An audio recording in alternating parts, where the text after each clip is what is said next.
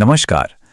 भक्ति के रास्ते में ना कई बार ऐसे सवाल हमारे मन में आते हैं जो होते तो बहुत पर्सनल हैं, लेकिन कहीं ना कहीं हर भक्त उनसे गुजरता है। आज हम ऐसे ही एक गहरे सवाल को समझने की कोशिश करेंगे जो हम में से कई लोगों की रोज की पूजा से जुड़ा हुआ है। सोचिए, भारत में और दुनिया भर में कितने ही घर हैं जहां एक छोटा सा प्यारा सा पूजा घर होता है। रोज सुबह शाम वहां दिया जलता है, प्रार्थना होती है और बस हमारी आज की बातचीत की शुरुआत भी यहीं से होती है। सवाल बिल्कुल सीधा है, पर इसका जवाब हमारी आध्यात्मिक यात्रा की गहरी समझ से जुड़ा है कि भाई पूजा घर में जितनी भी मूर्तियां हैं, क्या हमें सबकी आरती करनी चाहिए या फिर किसी एक पर ही अपना ध्यान लगाना चाहिए। चलिए आज इसी दुविधा को सुलझाने की कोशिश करते हैं। तो सबसे पहले ये समझते हैं कि ये सवाल इतना आम क्यों है, आखिर ये उठता कहां से है, इसके पीछे की भावना क्या है। अच्छा, आगे बढ़ने से पहले ये जानना जरूरी है कि आरती आखिर है क्या। देखिए, ये सिर्फ एक रस्म नहीं है, बल्कि पूजा का एक बहुत ही सुंदर और जरूरी हिस्सा है। इसमें भक्त दीपक की लौ के जरिए भगवान के लिए अपना प्यार और समर्पण दिखाता है। भक्ति का सफर ना एक खूबसूरत रास्ते जैसा है और इसका पहला पड़ाव अक्सर भगवान के कई रूपों के लिए प्यार और श्रद्धा से भरा होता है।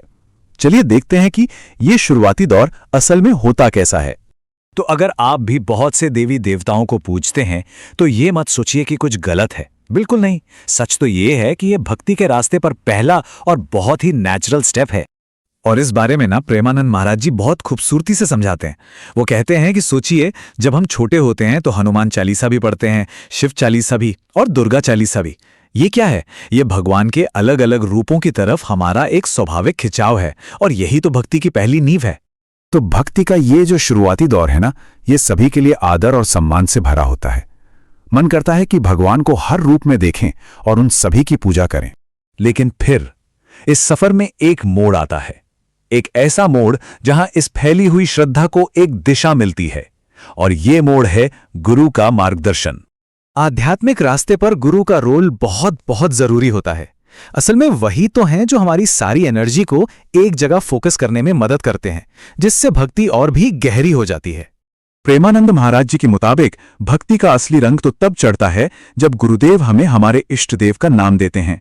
वो हमारे स्वभाव को, हमारे संस्कारों को समझकर हमें वो एक मंत्र या नाम देते हैं जिस पर हमें अपना पूरा ध्यान लगाना होता है।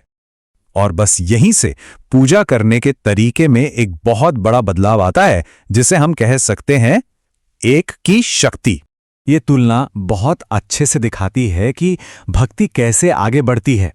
देखिए, एक तरफ है शुरुआती रास्ता जहां सबके लिए एक जैसी श्रद्धा है, और दूसरी तरफ है फोकस्ड रास्ता जहां एक इष्ट के लिए गहरा पर्सनल प्यार है। जो पहले एक जनरल पूजा थी, वो अब गुरु के दिए एक नाम के खास जाप में बदल जाती है।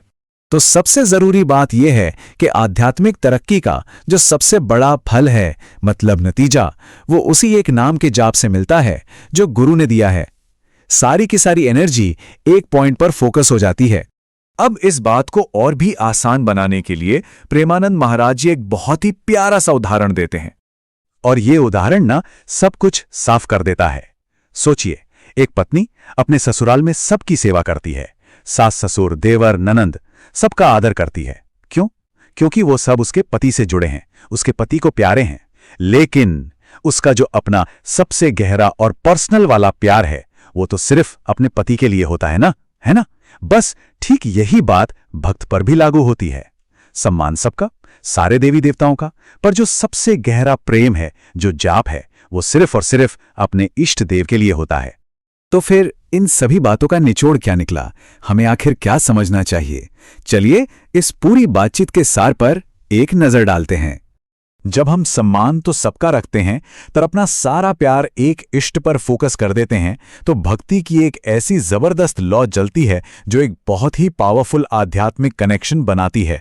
तो संक्षेप में याद रखने वाली बातें ये हैं। पहली, अनेक देवताओं की पूजा से शुरू करना एकदम नॉर्मल है। दूसरी, गुरु आपको एक फोकस्ड रास्ता दिखाते हैं। तीसरी, सम्मान सबका करें, पर जाप और अपनी मुख्य आरती अपने गुरु द्वारा बताए गए इष्ट देव की ही करें। और चौथी और सबसे जरूरी बात, सबसे बड़ा आध्यात्मिक फायदा इसी एकनिष्ठ भक्ति से मिलता है। और आखिरी में एक सवाल आपके लिए, कैसे किसी एक चीज पर ध्यान लगाना एक सामान्य श्रद्धा को एक गहरे व्यक्तिगत प्रेम में बदल देता है। ये बात सिर्फ भक्ति में ही नहीं बल्कि जिंदगी के हर पहलू में सोचने वाली है। सोचिएगा जरूर।